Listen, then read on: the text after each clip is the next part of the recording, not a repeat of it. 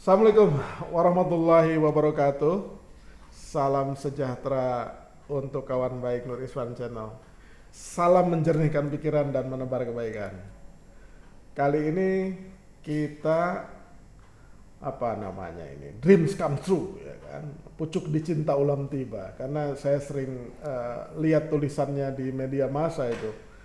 Ternyata akhirnya Tuhan mentakdirkan saya bisa bertemu dengan Mas Muhammad Irfan Mahmud Asia, itu nama lengkapnya ya.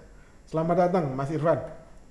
Ya, terima kasih atas obrolan-obrolan santai yang coba kita akan eksplorasi lebih jauh soal topik diskusi kita sore hari ini.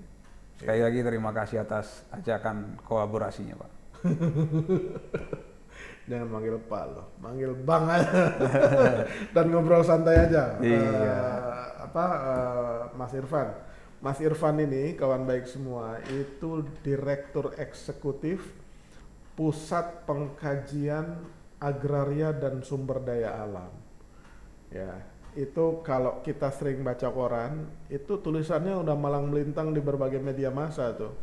Dan di beberapa kesempatan juga sering diwawancara biasanya soal pangan dan pertanian ya. Iya, betul. Gitu. Mas Irfan, saya pengen tahu nih, kenapa Indonesia ini negeri agraris tapi kok impor pangannya banyak bener itu? Kenapa itu? Nah, ini pertanyaan yang sebenarnya hampir semua orang sebenarnya pasti yang muncul di kepalanya juga sama seperti itu.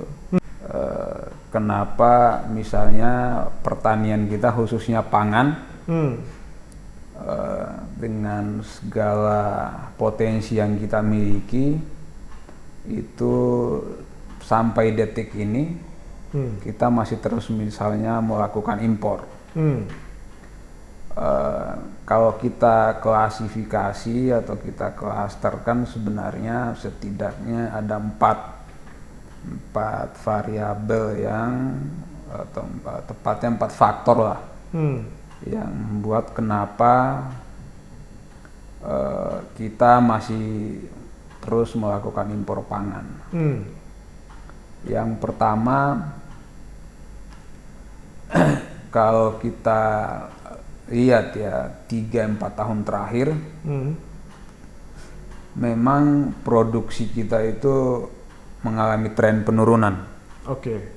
Ada tren penurunan produksi yang disebabkan oleh 3 hal sebenarnya. Pertama itu memang terjadi alih fungsi lahan sawah ya, yang sebenarnya juga ini bukan persoalan baru. Sejak dulu juga terjadi, tetapi semakin kesini alih fungsi itu atau konversi lahan sawah, terutama yang produktif itu semakin cepat ya. Nah tentu ini akan mengurangi produksi kita. Yang kedua, climate change ya, perubahan iklim, terutama tahun kemarin. El Nino itu berlangsung ya cukup panjang ya, dan itu jelas punya dampak terhadap produktivitas atau tepatnya produksi gabah kita. Dan yang ketiga itu soal petani di beberapa wilayah karena kos produksinya semakin mahal, itu kemudian berhenti untuk menanam padi. Nah, jadi 3 faktor ini jelas pasti akan menurunkan produksi beras kita dalam negeri ya.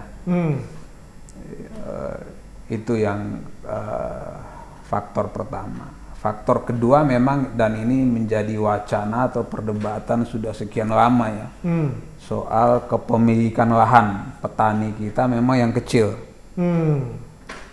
Jadi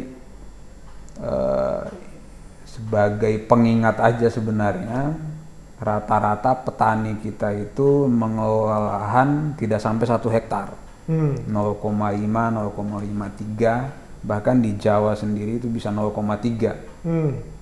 Nah, tentu dengan luasan lahan seperti ini kan sulit untuk, sekalipun ya diintrodusir dengan teknologi, dengan input-input misalnya benih yang berkualitas dan macam-macam, dengan lahan yang kecil itu sangat tidak ideal. Jadi ini persoalan lama yang memang juga di satu sisi mendapatkan tantangan. Hari ini lahan pertanian kita semakin terdesak oleh misalnya pembangunan infrastruktur, perumahan, industri macam-macam. Jadi ini saling terkait. Yang ketiga, faktor yang ketiga ini perebutan lahan. Jadi memang ini ada kaitannya dengan tata ruang wilayah ya. Jadi misalnya contoh tanpa kita mendiskreditkan atau tanpa kita tanpa mengurangi respek kita misalnya terhadap kepala-kepala daerah ya. Jadi bisa kita bayangkan ketika lahan existing sawah itu yang kemudian sudah terpetakan oleh Kementerian ATR BPN, Agraria Tata Ruang Badan Pertanahan Nasional, ternyata di beberapa daerah, bahkan sebenarnya sangat banyak ya, kabupaten-kabupaten itu yang tidak menjadikan perlindungan lahan pertanian pangan berkelanjutan atau LP2B itu sebagaimana diatur di Undang-Undang 41 2009 tentang lahan pangan pertanian pangan berkelanjutan, itu di Perda Tata Ruang di kabupaten-kabupaten itu kemudian tidak menjadi prioritas. Atau tidak menjadi satu desain besar dalam konteks pembangunan daerah dengan memastikan bahwa lahan sawah terutama yang beririgasi itu kemudian dilindungi. Nah, sehingga banyak kejadian tata ruang wilayah di daerah-daerah itu kemudian tidak menjadi perhatian utama ya, padahal perintah undang-undang jelas. Jadi mulai dari Undang-Undang 41 2009 dan aturan-aturan turunannya, baik itu peraturan pemerintah termasuk Kepres terakhir, itu kemudian oleh daerah tidak menjadi prioritas. Nah, ini tentu menjadi persoalan ya dalam konteks tata ruang. Apalagi dengan program strategis nasional Pak Jokowi 2020-2024 PSN itu, ini menjadi tarik-menarik ya, kepentingan apakah kita tetap melindungi sawah. Nah, lantas kemudian ternyata objek itu atau lokasi itu menjadi objek utama untuk PSN ataupun hanya jalur untuk kemudian melewati itu di banyak tempat menjadi terkonversi. Nah, ini yang memicu juga tingginya konflik agraria, Pak. Ini punya korelasi juga sebenarnya, karena salah satu penyumbang terbesar konflik agraria kita dari tahun 2015 sampai tahun 2022 ya, kalau kita lihat datanya KPA, Konsorsium Pembaruan Agraria, itu kan ada 2.700 sekian konflik agraria, dan salah satu penyebabnya itu adalah tadi antara petani dengan pemerintah atau petani dengan swasta. Nah, salah satunya itu tadi lahan sawah itu kemudian tiba-tiba berubah, beralih fungsi menjadi macam-macam. Yang terakhir, yang keempat, ini dalam kaitannya dengan harga ya, harga jual atau harga pembelian di tingkat petani. Jadi kalau kita mengacu ke HPP, harga pembelian pemerintah, memang tidak sebanding dengan biaya produksi yang dikeluarkan petani. Jadi kalau itu yang membuat petani malas. Iya, betul. Karena harganya nggak bagus. Nggak bagus. Oh, Jadi rugi mereka. Nggak menguntungkan. Nggak menguntungkan nanam padi hari ini. Oh, oke. Jadi seperti itu. Jadi HPP yang terakhir dari pemerintah itu Rp5.000 ya untuk GKP, gabah kering panen. Nah, sementara biaya produksinya itu Rp5.766. Iya. Rp5.667. Jadi dia rugi Rp667. Jadi siapa yang mau menanam kan kalau rugi? Ngapain menanam kalau rugi kan? Jadi kira-kira seperti itu, Pak. Oke. Cuman saya tuh penasaran ya kan. Setiap pemimpin janjinya itu kita akan stop impor. Faktanya itu 20 tahun terakhir tuh ya impor ada terus. Itu kenapa? Iya. Jadi kalau jangan goyang-goyang ya kan. Nah, kalau pemimpin politik atau kekuasaan itu membuat janji, sebenarnya justru kita masyarakat atau para pelaku akademisi, praktisi atau kelas menengah terdidik harusnya berpikir sebaliknya. Maksudnya? Kalau misalnya pemerintah menargetkan, oh kita akan swasembada, artinya kan impor akan berhenti kan kalau kita swasembada. Nah, tetapi kalau kita uji sebenarnya jauh ke belakang, apa seperti tadi 20 tahun terakhir ini, itu kan janjinya berulang, peristiwanya di lapangan berulang juga. Artinya hari ini kita bisa mengambil kesimpulan, kita jangan terlalu percaya sepenuhnya dengan janji itu. Kalau kemudian prasyarat-prasyaratnya itu ketika dia menyampaikan itu tidak ada yang berubah. Misalnya contoh, kalau hari ini ada misalnya pemimpin yang oh kita akan menyetop impor, artinya produksi dalam negeri harus ditingkatkan. Ya. Nah, caranya bagaimana? Ya, kembali seperti yang saya jelaskan di awal tadi. Pertama adalah soal lahan. Nah, terus lahan ini kan tidak berubah, bahkan sejak Orde Lama ya.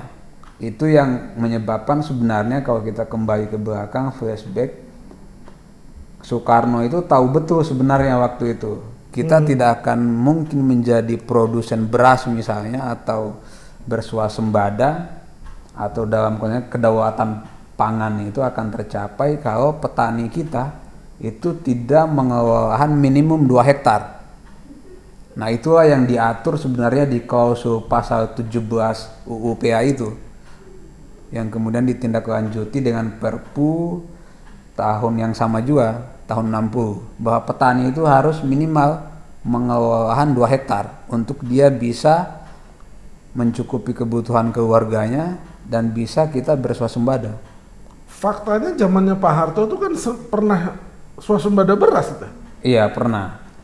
Nah, ini sering menjadi pertanyaan. Kemudian selalu pemerintah itu ngomongnya surplus gitu.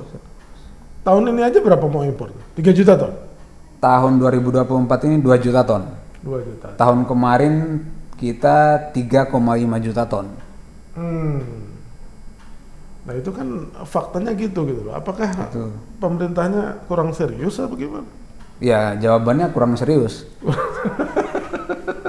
Nah, kenapa? Udah 10 tahun masih belum serius kan itu? Kenapa kurang serius? Karena kan kalau kita hanya mengandalkan dokumen-dokumen yang tertulis ya, mulai dari visi misi, kemudian program, nah semua orang itu bisa melakukan itu. Tapi bagaimana caranya kemudian mengeksekusi visi misi dan berbagai program yang ada itu? Nah, ini yang selalu menjadi persoalan. Nah, sebelum menjawab yang itu sudah kembali ke yang tadi. Ini penting supaya kita melihat benang merahnya sebenarnya di mana persoalan ini. Kalau di Orde Baru memang kita sempat swasembada kan, swasembada beras, bahkan kita dapat penghargaan waktu itu dari FAO. Tetapi itu juga kan jangka pendek, tidak bertahan lama. Dan perlu diingat penduduk kita waktu itu ketika kita swasembada 84-85 itu ya 82 sampai 84 itu kan penduduk kita kurang lebih 170 juta jiwa. Sekarang udah nambah Sekarang 100 juta. 270 nambah 100 juta. Jadi pertama penduduknya bertambah, yang kedua waktu itu perubahan iklim belum seperti sekarang. Bahkan wacana soal perubahan iklim itu ya ada tapi sangat minimal. Dan dampaknya terhadap pertanian nyaris juga belum ada waktu itu. Hari ini tantangan kita di perubahan iklim juga selain pertambahan penduduk ya. Dan yang ketiga ini jarang dibahas sebenarnya. Bahkan di forum-forum akademik. Soal food loss and waste. Jadi di kita ini sebenarnya contoh sederhananya Food adalah loss. Iya. Food loss and waste. Iya. Maksudnya apa itu? Nah, kita ini sebenarnya orang yang tidak pandai bersyukur. Maksudnya? Kita diberikan kelimpahan sumber daya. Kita sebenarnya bisa menanam padi, menghasilkan beras, tapi ketika kita konsumsi, ini kan dalam agama juga sebenarnya melarang. Bahkan ada Nabi itu mengatakan ya kalau Anda makan harusnya jangan menyisakan satu butir pun di piring Anda.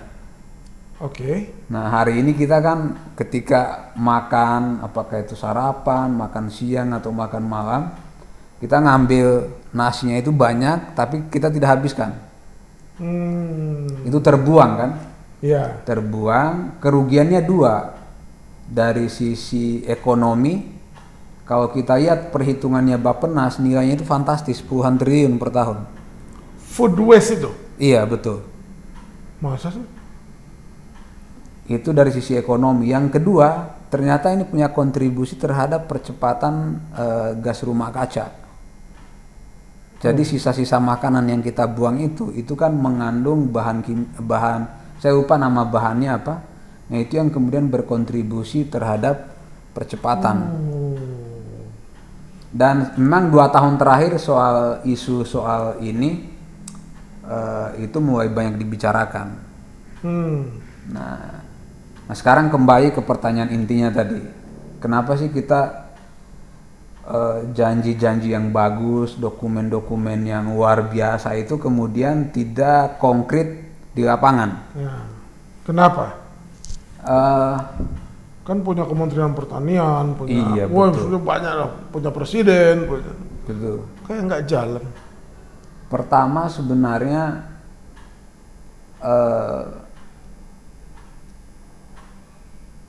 program-program yang ada di Kementerian Pertanian khususnya sebagai leading sektor ya urusan pangan ini tidak bisa bekerja sendiri. Artinya dia butuh dukungan dari kementerian atau lembaga lain. Misalnya contoh soal pendanaan, misalnya untuk pupuk subsidi. Nah, salah satu persoalan petani kita kan kita tahu itu soal pupuk. Nah, sementara negara itu punya keterbatasan. Itu alasan yang selalu keluar ya. Negara katanya punya keterbatasan anggaran untuk mensubsidi pupuk petani.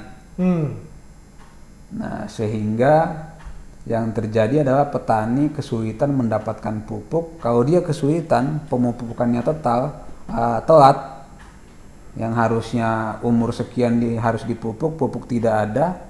Nah, itu kan berdampak terhadap produksi yang kurang.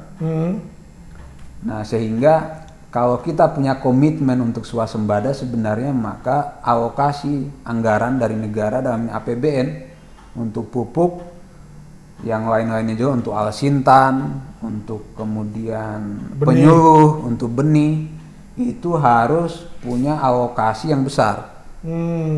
Sekarang belum dianggap besar? Nah, itu belum. Misalnya contoh yang lainnya selain pupuk, untuk penyuluh ini sebenarnya sangat penting kalau kita belajar dari negara-negara maju atau nggak usah jauh-jauh ke Amerika lah, ke negara tetangga aja, Vietnam, Thailand kan, itu perhatian mereka terhadap penyuluh pertanian itu sangat besar. Karena ini akan berdampak pada bagaimana penyuluh itu memberikan pendampingan kepada petani kita. Hmm. Nah, kita kekurangan penyuluh hari ini. Jadi total desa kita 70-an ribu lebih. Sementara penyuluh kita itu sekitar 38 sampai 40 ribu. Jadi tidak ideal. Idealnya kan satu penyuluh satu desa. Oh, zaman saya kecil Mas Irfan, itu Iya. saya ingat banget tuh. Banyak tuh orang bangga sekali jadi Menteri Pertanian itu. Ah, betul. Ya, Namanya Ya kan? waktu itu Menteri Pertanian. Menteri Pertanian, Betul, ya kan? betul. Nah, sekarang itu saya nggak pernah ngeliat itu. Ada Menteri Pertanian di kampung saya itu. Betul. Atau saya karena udah pindah kali ya. Tapi sejauh pengetahuan saya itu tadi betul itu penyuluhnya itu nggak ada. Nah, salah satu alasan pemerintah ketika kita tanya seperti itu, kita kekurangan anggaran. Sehingga sekarang ini penyuluh kita itu yang PNS itu jumlahnya nggak banyak. Sehingga kebijakan pemerintah adalah untuk mentaktisinya, Oke. buatlah perjanjian kerja kan. Oke. Nah, tetapi masih belum mencukupi juga. Kita masih punya gap antara kebutuhan. Nah, sehingga ini ke depan kalau betul-betul mau kita swasembada supaya kita tidak impor lagi, ini banyak hal. Pertama itu soal politik anggaran. Kita harus punya keberpihakan nih. Kalau tidak ya kita akan terus begini-begini terus, sekalipun setiap menjelang pemilu 5 tahunan itu setiap kandidat punya visi misi, punya janji-janji soal untuk swasembada. Nah, kalau setelah dia duduk, misalnya tadi soal keberpihakan dari sisi anggaran tidak dilakukan, itu sudah menjadi satu syarat, kemungkinan besar akan gagal. Selain penyuluh, hal yang penting lain apa? Penyuluh, pupuk, benih. Nah, hari ini memang mau tidak mau tantangan kita juga itu adalah regenerasi petani. Oh. Jadi kalau kita menuntut petani kita hari ini untuk dia misalnya adaptif terhadap teknologi pertanian, bisa kemudian adaptif terhadap perubahan iklim, sumber daya manusia itu penting. Oke. Nah, sumber daya manusia kita sekarang kan dari sisi umur itu rata-rata usia 60 tahun ke atas. Petaninya? Petani kita. Wah, sebentar lagi tak ada lagi yang mau jadi petani. Betul. Makanya saya pun sebenarnya nggak mau jadi petani, Bang. Padahal sekolah pertanian. Padahal saya alumni pertanian. Mas Irwan ini alumni teknik atau teknologi sebutannya ya, pertanian ya, Teknik dari pertanian Unhas ya. Unhas. Betul. Unhas. Tapi kalau awam nih ya, kayak kita semua kawan baik yang nonton, itu kan taunya pemerintah itu sudah menggelontorkan uang yang sangat besar untuk Kementerian Pertanian. Salah satunya itu dengan mencetak sawah lah, itu kan besar-besaran itu. Tapi sawahnya nggak ada, anggarannya habis itu. Betul. Nah, Kemana ini larinya? saya cerita, ini pengalaman kebetulan di kampung saya sendiri. Mana itu? Di Sope. di Sulawesi sana. Apa nama kampungnya? Ada salah satu desa di Kabupatennya? Sulawesi. Nah, kebetulan saya tinggal di Sulawesi Tenggara, Bang. Oh, di Sulawesi Tenggara. Iya, di Sulawesi Tenggara sana. Kendari ya? Iya, dan ini yang membuat juga kenapa Kementerian Pertanian kemudian untuk menyetop percetakan sawah di sana karena bermasalah terus. Kenapa? Jadi seperti tadi disampaikan, anggarannya ada, bentuk fisik sawahnya itu nggak ada. Nah, itu persoalan-persoalan kita. Jadi Terus nggak ada tersangka itu? ada Oh, yang ada ya? tersangka, tapi harusnya yang paling bertanggung jawab itu tidak diproses secara hukum. Jadi biasanya korban-korbannya itu adalah bawahan-bawahan. Misalnya kan kepala dinas atau bahkan bupati setempat, itu kan ya kita tahu lah ya, wacana-wacana seperti ini di banyak tempat itu perilaku-perilaku yang seperti ini banyak terjadi. Berarti ada abuse ya, ada Iya. penyalahgunaan Betul. ada anggaran penyalahgunaan yang anggaran. mestinya untuk cetak sawah, sawahnya nggak ada, Uangnya habis gitu. Uangnya habis, betul. Kan ada Irjen, ada BPK, ada BPKP. Setiap tahun mereka bisa periksa. Iya. Kok nggak bisa dicegah bagaimana itu? Nah, ini menarik ini, pernah ada irisan-irisannya sebenarnya dengan konteks politik hukum kita. Oh.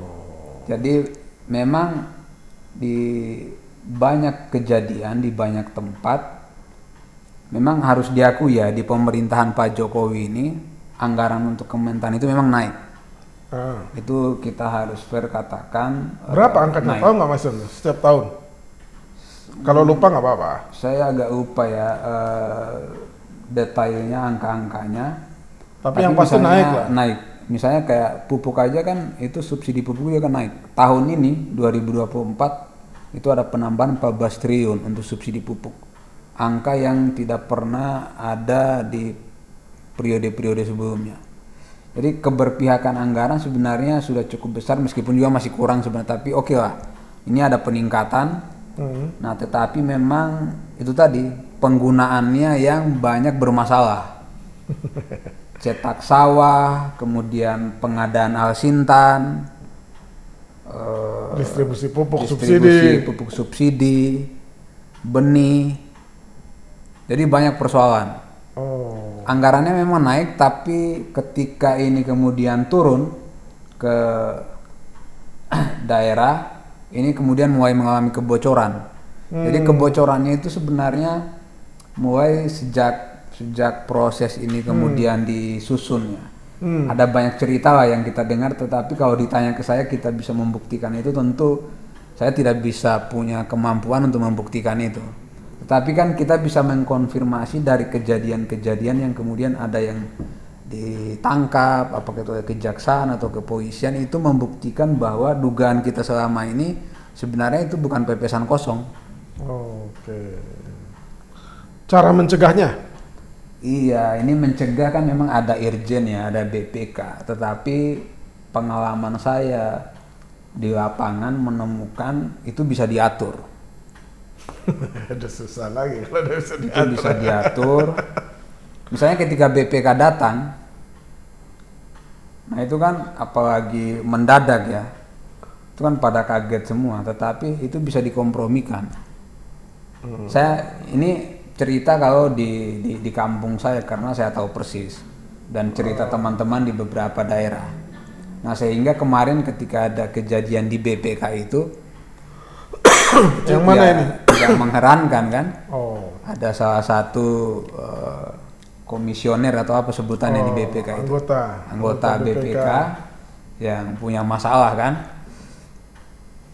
Jadi memang ini sangat kompleks jadinya, karena ada kaitannya dengan korupsi sebenarnya kalau kita mau jujur ya, atau penyalahgunaan kewenangan tadi. Tapi kan gini ya, namanya pemerintah itu bisa memberikan perintah itu loh. Kenapa itu nggak dilakukan? Itu yang kadang-kadang tuh saya heran. Kenapa pemerintah kok nggak tegas dan terus membiarkan itu terjadi gitu? Iya. Ya, sebelum saya menjawabnya lebih ini, yang pertama yang saya yakini kalau kenapa ini berulang terus, ini soalnya relasi kuasa bisnis. Nah, kebetulan saya juga belajar ilmu politik dan peminatannya ekonomi politik. Memang ini banyak kejadian yang menyebabkan kenapa pemerintah dengan segala kewenangannya, apalagi ini otonomi daerah juga ini punya ya plus minus lah. Ketika misalnya kementerian sudah punya program, tapi misalnya bupatinya itu ya mungkin dia sedikit beda warna atau beda kepentingan, itu ada-ada saja persoalan-persoalan ketika program itu dieksekusi. Tapi lebih dari itu, yang paling penting sebenarnya pemerintah dengan anggaran yang dia miliki, dengan kewenangan yang dia miliki, persoalan pertama juga itu justru sebenarnya datang dari kementerian itu sendiri. Maksudnya? Maksudnya seperti ini. Kalau betul-betul ini kan mereka digaji oleh negara ya, Ya. dan diberikan fasilitas macam-macam lah. Nah, tetapi apa ya, yang saya paham kan birokrasi itu sebenarnya adalah ketika kita masuk ke situ, artinya kita punya tanggung jawab moral ya. Ada panggilan jiwa gitu. Kan kita memutuskan masuk ke situ, harusnya idealnya bukan semata-mata saya mau masuk menjadi PNS di situ karena dapat gaji tiap bulan, pensiunan dan seterusnya. Tapi setiap pilihan itu kan harusnya panggilan jiwa kita, dan ketika kita memutuskan masuk ke situ, kita juga punya tanggung jawab moral. Misalnya begini, sudah diputuskan, anggaran untuk benih, untuk pupuk, untuk Alsintan tahun ini sekian triliun misalnya. Sudah. Kemudian daerah mengusulkan. Kayak pupuk itu kan pengusulannya dari bawah ya. Dari tingkat desa. Kemudian masuk ke kabupaten, ke provinsi, dikirim sekaligus ke kementerian. Nanti Kementerian Pertanian misalnya untuk subsidi pupuk tembuskan lagi Kementerian Keuangan. Kita menunggu dari Kementerian Keuangan berapa yang bisa di cover oleh APBN misalnya untuk subsidi pupuk tahun ini. Misalnya usulannya 20 juta ton untuk tahun ini misalnya. Ternyata yang bisa di cover oleh APBN misalnya hanya 10 juta ton. Oke, 10 juta ton. Nah, tetapi ini kan banyak itu tadi relasi kuasa bisnis. Mulai masuk di kementerian itu, ada orang ini punya kedekatan dengan ini, dibawa oleh si ini untuk ketemu ini. Nah, sudah ada lagi jatah. Itu kan sebenarnya sudah pelanggaran. Pelanggaran, tapi itu praktek terus-menerus. Terus-menerus. Jadi ada banyak kepentingan memang yang ada. Padahal idealnya kan kalau sudah diusulkan di ACC oleh Kemenkeu sekian misalnya yang bisa di cover tahun ini, itu kan distribusinya dari BUMN pupuk kan ke distributor yang sudah resmi sampai kios pengecer yang resmi di bawah. Nah, di tingkat bawah juga ada masalah lagi antara distributor dan kios pengecer ini juga bermain. Maka tidak heran di beberapa daerah kita temukan kayak pernah kejadian di Aceh, di Banten, itu justru dia menjualnya ke pihak lain, bukan ke petani. Nanti si yang mereka ini udah kerjasama, dijual lagi dengan harga yang lebih mahal. Pupuk subsidi itu? Pupuk subsidi. Padahal itu kan pidana ya kan? Iya, pidana. Oke, terakhir Mas Irfan. Iya. Ya kan, Mas Irfan ini nanti kita undang sebagai narasumber tetap urusan pangan pertanian di Indonesia Channel ya kan. Mudah-mudahan mau terus ya kan, walaupun sibuk ya kan. Kita menunggu ajakan aja nih. Terakhir nih, secara singkat, saran Mas Irfan terhadap pemerintah supaya tata kelola pangan dan pertanian kita itu bisa ditingkatkan atau diperbaiki lah. Saran singkatnya apa? Iya, untuk jangka pendek mungkin ya, untuk tata kelola pangan, pertama itu harus kan di RPJMN ataupun di rencana pembangunan Kementan itu sebenarnya sudah ada. Nah, tetapi kita butuh sebenarnya roadmap. Nah, ini yang belum ada sebenarnya. Dan sebenarnya oleh banyak kalangan itu kemudian terus diminta ini supaya ada. Nah, celakanya kita memang tidak ada satu peta jalan yang kemudian bisa menjadi panduan kita untuk kemudian sama-sama untuk kemudian kayak kami misalnya kan sebagai masyarakat mau juga membantu pemerintah. Kemudian kampus-kampus itu ya sudah pasti lah. Nah, tetapi memang tidak ada satu roadmap yang bisa menjadi pijakan kita mulai dari program, tahap evaluasinya dan macam-macam. Nah, sehingga ini dalam jangka pendek harusnya ini dulu yang harus dibuat. Bahkan kalau perlu itu per komoditas juga ini harus ada ada prioritas utama ya. Saya salah satu orang yang kemudian tidak sepakat kalau semua komoditas itu kita swasembada. Karena itu berat. Persoalannya macam-macam dan tidak hanya dalam negeri tapi dalam konteks pasar global. Misalnya sekarang kan fokus kita beras dan jagung ya untuk menjadi prioritas swasembada. Nah, memang untuk jagung sendiri kan beberapa tahun terakhir ini kita tidak impor ya. Cukup bagus lah, tapi untuk beras memang ke depan untuk jangka pendek memastikan ini Kementan harus koordinasi dengan ATR BPN dan Kemendagri karena bagaimanapun pemerintah daerah itu dalam payung Depdagri untuk kemudian duduk bersama untuk menyingkronkan kembali soal data lahan sawah yang harus dilindungi itu. Itu yang pertama untuk jangka pendek. Jangka pendek yang kedua sebenarnya yang harus diperhatikan oleh Kementan, dan ini Menko Perekonomian sebenarnya sebagai menteri koordinator ya untuk menyelesaikan ini, karena itu ada Kemendak, ada Kementan dan badan-badan yang lain, itu adalah duduk bersama untuk meninjau kembali HPP, harga pembelian pemerintah. Memang 2 tahun terakhir ini ada kenaikan terus, tapi tidak tidak paralel, tidak selaras dengan kos produksinya. Nah, ini harus didudukkan bersama untuk membicarakan dengan kos produksi Rp5.667 dengan HPP 5.000 itu rugi. Nah, ini harus diselesaikan. Untuk jangka panjang sebenarnya ada 4 hal lagi yang tadi. Memang lahan cukup berat ya, tapi yang 3 faktor yang lain saya pikir regenerasi petani, kemudian penyuluhan itu perlu ditingkatkan. Yang ketiga soal ini literasi kita, memang literasi terutama teknologi dan pasar. Ini yang harus diperhatikan betul oleh pemerintah, dan kalau kita mengandalkan petani tua ini tentu bagi saya mustahil.